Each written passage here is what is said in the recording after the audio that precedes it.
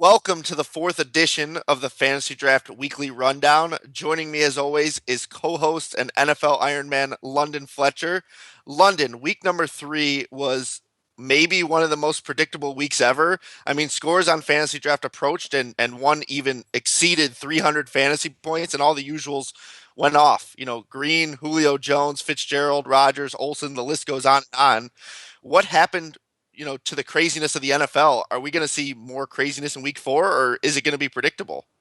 No, I think last weekend defenses forgot to play. They forgot to double team.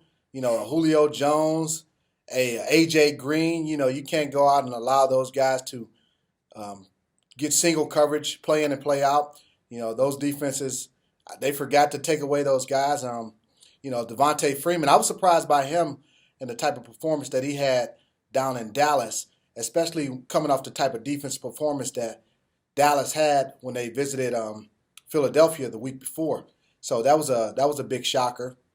Yeah, yeah. I mean, I expected him to be involved in the passing game, which is why I used him because he was cheap a lot of places, but I certainly didn't expect 3 touchdowns against what I thought was a good Dallas defense. Uh, But before we get to the picks, let's get to a question that I got on Twitter. I know we have a section for this, but I wanted to ask you your opinion on this. Savage Poker, Matt Savage, friend of all of ours, asks, "What the hell happened to Roddy White?" And I think that's actually a great question because he's played a ton of snaps the last few weeks and he's just not producing. This is one target in 2 weeks. He said he was open 2 weeks ago and didn't get the ball. What's going on with him? I was wondering the same thing initially when I looked at the stats from the game. I thought, well, maybe Roddy didn't play. Was he was injured?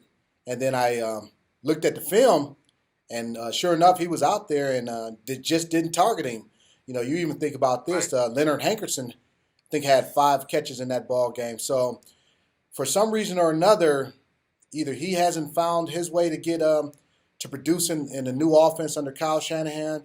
Hankerson has a past history with Kyle Shanahan from their days in Washington, but I'm not sure. I know Roddy was banged up in the preseason, so whether he's still trying to round himself back into shape, whether that's an issue, but it's something that definitely needs to be continued to watch because Roddy White is too good of a player to only have one target, and I'm sure at some point or another teams are going to take away Julio Jones. They're going to double him and not allow him to go out and get 12 and 13 catches against them, and they're going to need Roddy White to show up. Right, right. And I mean, if you're looking for a contrarian option, I don't think Roddy White's completely done. Maybe they actually get him the ball this week because they haven't. So I know he's not going to be heavily owned, but maybe you look to him there. I'm kind of avoiding until I see something from him. But one thing about looking at Houston's defense, they're not that good, and particularly against the pass. They're I looked at some teams and they've had success against their cornerbacks, and whether it's Jonathan Joseph, he was a top 5 corner, a couple years ago, but teams have even taken advantage of him. There you go. So take advantage of the Houston defense. All right, let's get to the picks. We spent enough time on Roddy White. Let's start with the quarterbacks. I'm going to go obvious with quarterback this week. I mean, obvious was the play last week, and I kind of went, with a cheaper option. Aaron Rodgers throwing 5 touchdowns. But Andrew Luck is my pick this week. He looked really good in the second half after, we've been worried about him for 2.5 weeks. I think he's finally back. He plays a Jacksonville team that just gave up big points to the New England Patriots. And even the week before, Tannehill threw for 359 yards and 2 touchdowns. So they're clearly giving up the yardage. I think Andrew Luck's the king of racking up the yardage. And I think we're finally going to see our first elite performance from Andrew Luck. I think this could be one of those weeks where if you don't use him, you're left in the dust. Who do you like at quarterback? You know, I'm not gonna go Captain Obvious like you. I'm gonna go, but not that far off. I like Philip Rivers against the Cleveland Browns defense, who has really underachieved thus far in the season. You look at what Derek Carr was able to do against Cleveland's defense just a week ago. Threw for over 300 yards, 2 touchdown passes. So I like Philip Rivers against the Cleveland Browns defense. Another quarterback that I'm high on, actually not just in this week, but he's really been producing so much that I have him as an MVP candidate, and that is Carson Palmer. And that's not a misprint there. Carson Palmer of the Arizona Cardinals, he has played that well at this point in the season. 9 touchdown passes, only 2 interceptions. So he's another guy that I would consider playing even against the St. Louis Rams defense. It's in Arizona, and Carson's playing that well. There you go. And one thing to keep in mind in the Phillip Rivers play is that Joe Hayden might not play. Very good Right, corners. exactly. That could be the difference between playing Keenan Allen and not. Hey. I was going to talk about Keenan Allen later, man. Well, we will get to Keenan Allen, but let's start. Let's go to the running backs. I usually go with two receivers, but this week I think is kind of a running back week, so I'm going to give you two of them. The guy I've wrote about, and I've actually gotten a lot of flack from it on Twitter, is in that same game as Andrew Luck, TJ Yeldon. I really like him this week. He hasn't broken out yet. He's seen a whole bunch of touches, has not found the end zone, but I think this game's going to be conducive to him. The Colts defense, not quite as good as the Patriots defense, and he really has been a workhorse back. And usually for those, you got to pay up, 14,000s for the Adrian Petersons. You got the Le'Veon Bells. They're usually costly. He's $8,900. The Colts have allowed 3.7 yards per carry, and even if they get behind, I think Yeldon's involved in the passing game. I mean, he's caught 8 passes through 3 games, so I think this could be the week he finally finds the end zone, and people are going to overlook him because they look at the last few weeks and he just hasn't scored, but the workload's there, and eventually those guys are going to produce. And the next one I think he's going to be pretty heavily owned this week. Latavius Murray against the Bears, who are just a dumpster fire. As a Bears fan, it is just very difficult to watch. They've allowed 407 yards on the ground, which is tied for 28th, 4.7 yards per carry, and Murray's developed as the true workhorse back. A lot of people were worried about the Trent Richardson signing. Obviously, that didn't matter. They got rid of him, and Murray's taken over. He's the guy against the Bears. I think you use almost any running back, but I think Murray's one of the more talented ones that maybe doesn't get credit. He's going to be a stud this week. Who do you like? For me, two running backs that I like. The first one will probably surprise a lot of people, and it's CJ2K. That's right, Chris Johnson for the Arizona Cardinals. He's starting to get back to feeling explosive, and even Bruce Arians, he mentioned that he saw Chris Johnson get his explosiveness back last week. So, I like him. He's coming off a game where he had over 100 yards rushing, 2 touchdowns. So I like to play with CJ2K against the Rams defense. That's not very good against the run. I think they're like 25th so far, giving up a ton of yards. And then Melvin Gordon. Reason being, the Cleveland Browns, and I mentioned their defense already underachieving. They are 32nd in the National Football League against the run. So Melvin Gordon would be a play for me, and you also can throw in Danny Woodhead as put him in there too if you want to play both those guys.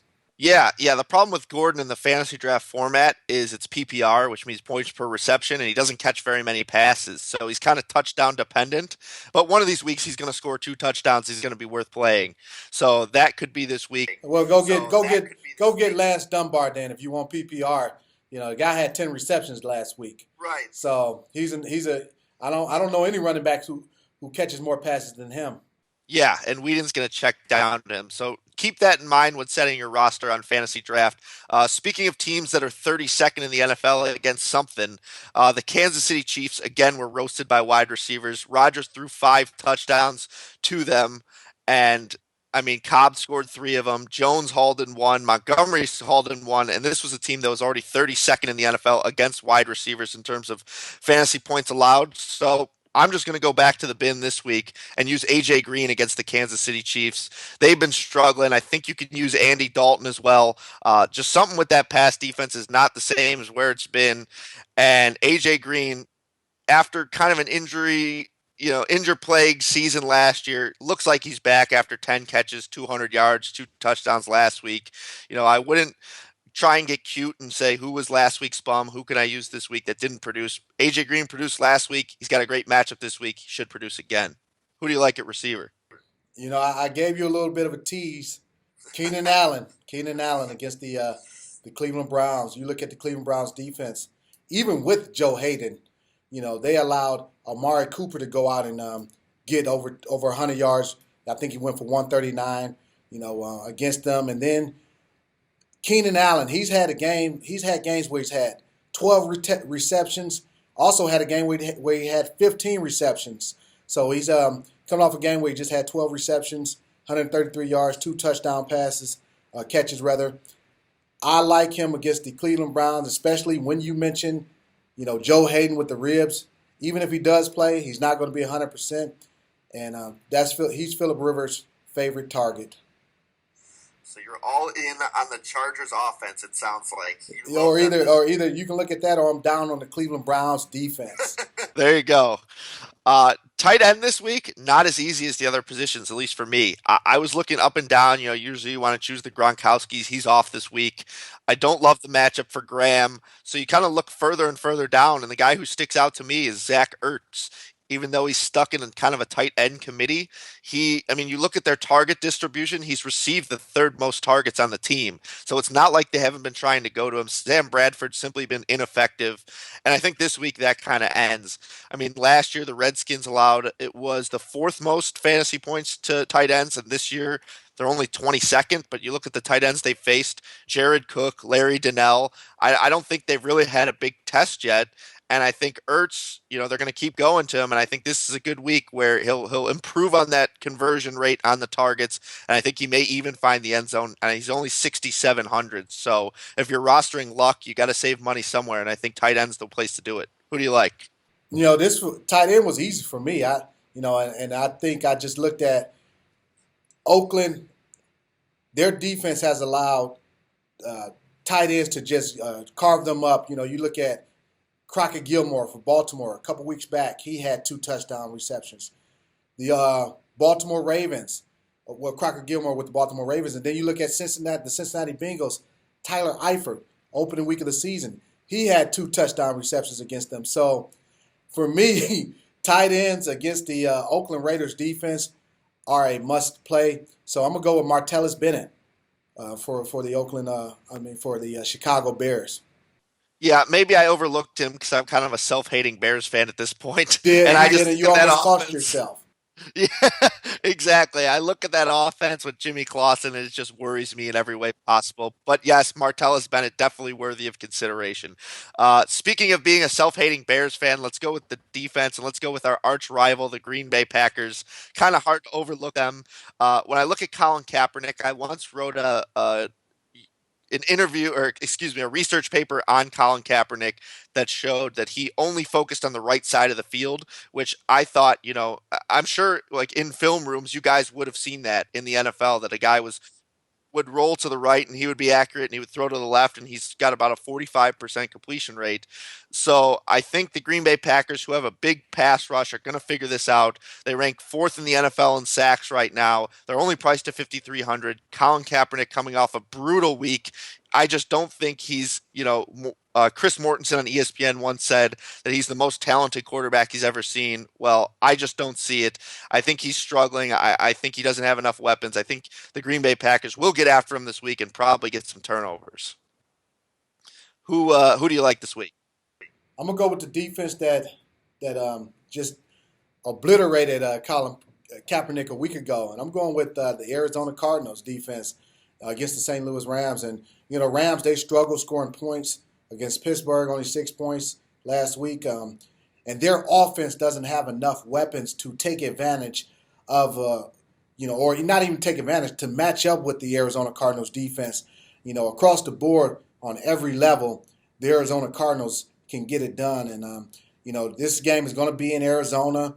The Cardinals, they have a way of not only shutting you down, but creating turnovers, and not only once they get a turnover, they score. So the Arizona Cardinals is the defense that I like this weekend. Yeah, and it should be noted Tyrann Mathieu, the defensive player of the week last week, two interceptions, so he's playing well. The whole defense is definitely playing well. Again, let's get to my favorite section of the week. We already gave you one question, but let's get to the questions. So we have the second half of Matt Savage's two-part question. He's got a who should I start question. He needs two of Pierre Garcon, Carlos Williams, Jordan Reed, Matt Jones, and Ted Ginn. Which two are you using? For me, I would take Carlos Williams. You look at what he did against the Miami Dolphins last week, going for over 100 yards. Shady McCoy, LaShawn McCoy, he's probably not going to play with the hamstring injury against the Giants. And though the Giants have a really good rush defense, I still would start Carlos Williams. And then for a tight end or a receiver, Jordan Reed. You know, Jordan Reed. He's been a favorite target of Kirk Cousins. I don't know if Deshaun Jackson will play. Pierre Garcon he hasn't really gotten it going just yet. So I would go more Jordan Reed if I was to have to pick those two players from the group of guys that you gave me. Yeah, I wouldn't be worried about Carlos Williams this week against a tough Giants defense. He's the only guy in the NFL to score a rushing touchdown in 3 consecutive weeks. I'm going with him. I don't even, mind the matchup. I think the Bills, the rush. Yeah, yeah, I agree with you. All right, question number two, and I think this is a really good question. And I'm curious to hear your answer to it. What do you attribute to your productive longevity in a position that is so physically violent? From David Hobrook on Facebook. For me, I always took care of my body, and beyond first and foremost, just having genetics. God bless me with genetics and probably a little bit of dumb toughness as well. But from that, it's all about maintenance, taking care of my body, doing all the things I needed to do in order to be able to perform, and not only perform at a high level each and every week. So, I did all kinds of things from massages multiple times a week, cold tub, hot tub, you know, um, all stretching, all those types of things, and sleep. Rest was one of the biggest things that it's one of the biggest things that I think is overlooked by a lot of athletes. So I believe in getting my sleep. Yeah, and I can attest to it. For anyone who can't see the lower half of London Fletcher, I've never met him. His legs are the size of my torso, so it's not a shock to me that he stayed healthy throughout the course of his career. All right, let's go to the last question, and this one's kind of from me because I think people would like to know this, and it's good to have you around for this question. You're watching a football game, a guy misses a tackle, and you start yelling, "Oh, bum," even though you don't know. Can you go over the basic tackling form and the way you're taught to do it so people can know when a guy's missed a tackle or whether it was, just a good move? Can you tell us what basic form in like 30 seconds? The coaches either grade you on a missed tackle or making a tackle. It's not about a good move or not. Either you get the guy down or you don't. You got to think there's some skilled guys at the offensive skill position, and they can make you miss, especially if they get you out in space. But one thing you want to do is always come to balance. Especially if you're in space, coming to balance and not overrunning a guy. Kind of sizing him up, making sure you take away his cutback lane so you don't run him that way. And then you want to get your body, your chest, your shoulder into him, having your face up, and wrap him up. A lot of times you see guys miss tackles because they're trying to get the big hit. They're not wrapping a guy up. They want to get the highlight reel shot. Well, those will come, but they're not as reliable as the sure tackle, and that's what I always kind of prided myself on, was getting the sure tackle. So, and I've missed my fair share of tackles, but I made a lot more than I missed just because of my technique. There you go. And probably part of the reason I would never have made it in the NFL, I was already thinking about the dance I would be doing after the tackle. Guys would run right by me. So that's all for this week's show. Until next week, I'm Ricky Sanders with London Fletcher, and we are out.